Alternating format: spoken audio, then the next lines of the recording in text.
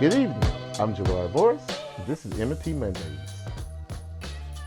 A lot of well-meaning progressives misguidedly believe that the old fractional reserve banking and money multiplier effects still apply to our current monetary system. They think that banks can just lend out reserves to the public as much as they want to. Tonight, we will see why this thinking is outdated. It distracts us from putting pressure on Congress, the entity with the authority to spend on the public purpose. Make sure to hit the like and subscribe buttons, and let's get to it. Let's start by defining what bank reserves are in the first place. Don't let this word trip you up. The term reserve or bank reserves is another way to say money. So when you hear central bank reserves, you know that basically means cash or liquid assets that stay within the Federal Reserve System. That basically means the numbers on the national spreadsheet move from one column to another. The article in the description below by the balance explains the roles of reserves in the banking system.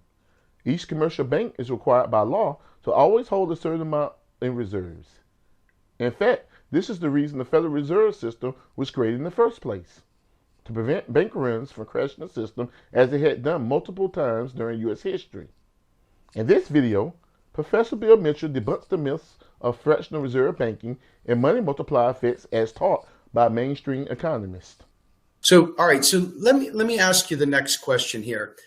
We are facing a time where people are not only skeptical of our government, skeptical of world government, skeptical of the banking powers around the world, et cetera. Very wealthy people have always existed in the world, but they're very, very skeptical, and they've got a large number of conspiracies that, for example, the positive money people, the AMI crowd here in the States, talk specifically about this concept of fractional reserve banking, which Warren stated ended in 1934, something to that effect.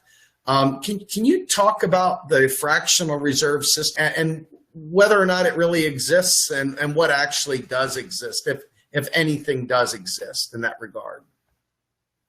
Well, I mean, the way a student of economics who goes into a mainstream undergraduate program, and it gets worse at postgraduate level,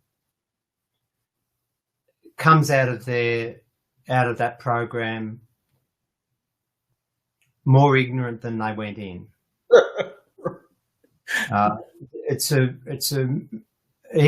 Mainstream economic programs really shouldn't be called education. They're miseducation.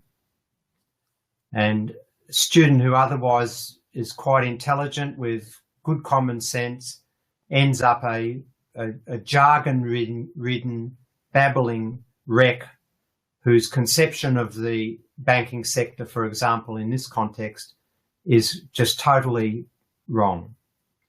What they learn is that here we've got these institutions we call the banks, and they put up a sign, and they put up a sign calling for deposits. And they offer some sort of inducement in the form of an interest payment for people to deposit money, funds in their institution. And when they get those funds, they then can lend them out. This is the mainstream story. And the institutional arrangements governing banking may require, for prudential purposes, now this is not me talking, I'm just giving the mainstream story. Sure.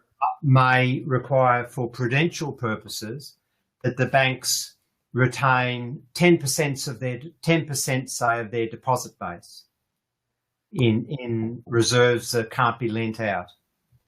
So the other 90% can be lent out. And so they lend them out, and they then get more deposits coming in, and they lend them out. And so you get this multiplying. Every time they get $1 of deposits, they can lend out 90 cents. They've got to keep 10 cents because of these fractional reserve requirements. And whereas in Australia, by the way, we have no reserve requirements, but you do in the US. And so you get this multiplied effect into the money supply. This is the explanation for the way the banks create money.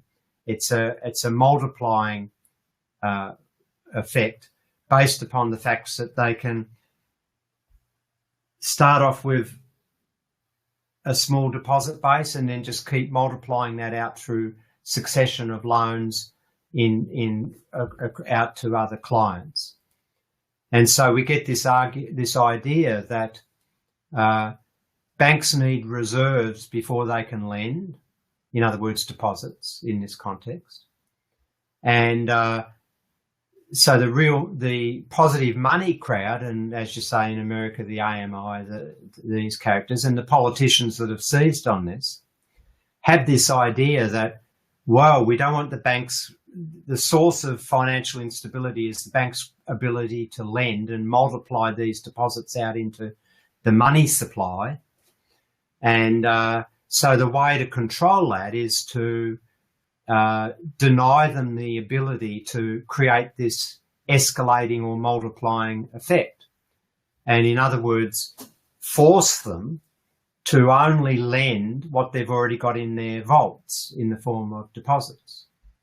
So in the real world, the deposit base of the banks is much less than the overall amount of money flowing around because of this multiplication.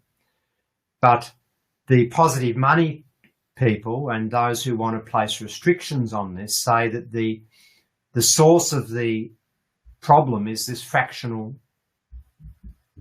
rule that banks don't have to hold all of their loan book in deposits. And so their solution is to ensure, like an old post-Giro system, that the institution always has, at any point in time, the funds that are out in their vaults that are also on loan.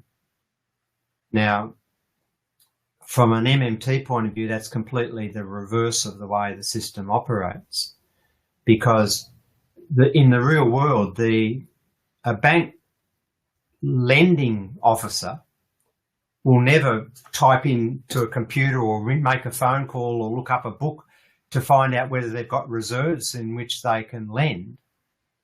The bank lending officer is on some sort of inducement to get as many loans out as possible, and they're lending like fury to any credit-worthy customer. And the idea of a credit-worthy customer varies depending upon the risk environment in the economy at the time. So just before the GFC really manifested, the idea of a credit-worthy customer was someone with no income, no assets or whatever, and then it tightens up when there's a crisis. But the loan officer in the bank is just lending and creating deposits wherever, and then another division of the bank has to rush around and work out whether they can cover all of their calls each day on the payment system, and that's what, they're the reserve managers. But it's the reserves coming after the effect rather than before the effect that describes the way in which the banking system operates. And that's a fundamental distinction between MMT and mainstream economics. And as I've said in the past, it's a fundamental contribution of MMT. So you get a lot of these so-called new Keynesians and whatever saying, well, MMT is nothing new in MMT. Well, yes, there is. There's fundamentally different things. We don't believe in a money multiplier. Finally, Warren Mosler explains in this video how reserves move inside the Federal Reserve System and that the fractional reserve system was eliminated when the U.S. went off the gold standard. Okay. How banks create deposits and reserves. In the banking system, loans create deposits. That's how you say it. Loans create deposits. What does that mean? It means if I go in to buy a house, you're just trying to sell your house for, we're in New York, right? Better raise the price. $2.5 million. I usually say $250,000. You go to sell your house for $2.5 million, and I want to borrow the money from a bank to buy it, so I'm going to borrow $2.5 million. My credit's pretty good. So what does the bank do? The bank grants me the loan, they approve the loan for $2.5 million, And they give, what they do is put $2.5 million into my account, which immediately goes into your account. I don't get to do anything with it except buy your house. Okay, so the $2.5 million loan is an asset for the bank. An asset is something the bank has, something it owns. They make a loan, I sign, I promise to pay it back. They have my promise to pay money. That's worth something. That's an asset. Okay. And they put $2.5 million in an account, in a checking account. That's a liability, which means the bank promises to pay that money or pay that money. Okay. Notice the loan created the deposit. They did not go to the Federal Reserve. They did not go anywhere. The Federal Reserve doesn't even know they did this. The $2.5 million, then you sold your house to me, it goes into your account, and let's say we're all at the same bank. Okay. So now the bank has a loan from me. I owe the bank $2.5 million, and there's $2.5 million in your account. You just sold me your house. You've got the money, I've got the house, the bank has a mortgage. Nobody has gone anywhere near the Federal Reserve. The money was created, that deposit was created as a matter of accounting out of thin air. The system's in balance. You have $2.5 million in your savings. My savings is negative. I have a loan. I owe $2.5 million. Your savings went up. Mine went down. The net is zero. That's how they say it. $2.5 million loan, $2.5 million deposit. Now notice the bank created the money, the deposit, but it's not the bank's deposit. It belongs to you. You sold the house. You get to spend it, not the bank. The bank doesn't just take this and go spend it or anything like that. Okay. And one more thing happens, which is important to understand the sequence. If the Federal Reserve requires the bank to hold reserves, and reserves are just checking accounts at the Fed. So if I can call reserves checking accounts at the Fed from now on for this discussion, is that okay? Okay. So if the Fed requires that you have a checking account at the Fed, your bank has a checking account for, and they use 10% because the math is easy. The real number is less than 1%. So we'll say 10%. And I'm supposed to have 200, there's a requirement that I take that $2.5 million, I keep $250,000 at the Fed. As soon as I give you that deposit, my Fed account is now short $250,000. I'm supposed to have it there, but I don't. Okay. What I have is an overdraft at the Fed. My account is lower than it's supposed to be. It's like if you have a minimum balance requirement at your bank and you don't have it, it's below your minimum. Okay. And so what that is it's technically called an overdraft loan from the Fed. You don't have, the bank doesn't put that money up. That bank owes the Fed that money. It's an automatic overdraft loan. So what we have in banking, this is how it works. Loans create deposits, and they also create any reserves that the Fed might require. In the first instance, they're simply an overdraft in your Fed account. You're short what you're supposed to have in your Fed account. Okay.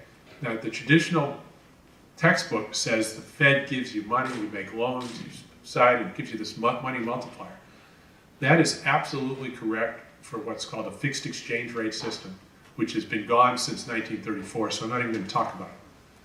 What we've had for our lifetimes is a system where the loans create the deposits and they create the reserves. And the old fractional reserve banking is perfectly correct. It's just for a different system. They still have it in Hong Kong, they still have it in a couple of other places, but we don't have it here, and none of the other... It's clear that fractional reserve banking is a leftover of the gold standard, which we partially left during the Great Depression and completely left in 1971 with the end of the Bretton Woods system. Anyone who tries to convince you that it still exists is trying to manipulate you into believing neoliberal lies about the banking system. If you enjoyed tonight's video, make sure to check us out at realprogressives.org and subscribe to get notifications of our new video streams in YouTube, Periscope, Twitch, Facebook, and Rockfin. Also, if you enjoy our content, consider going to realprogressives.org/donate to help us each one teach one. Thank you, and continue learning.